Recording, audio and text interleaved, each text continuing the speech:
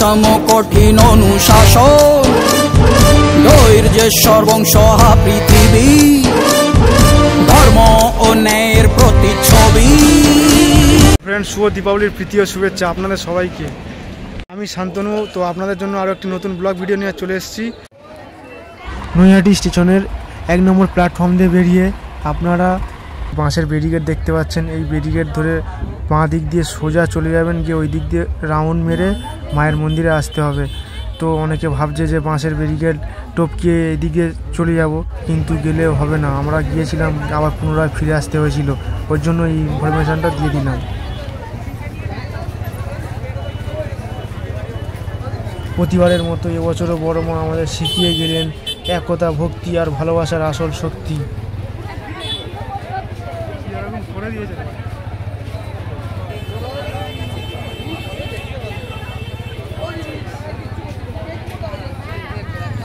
নৈহাটি বড় মা মানেই হচ্ছে ধর্ম হোক যার যার, বড় মা সবার। এই ধর্ম এবং সকলের ঐতিহ্যকে সাথে নিয়ে বড় মা কিন্তু এগিয়ে চলেছে একটু একটু করে।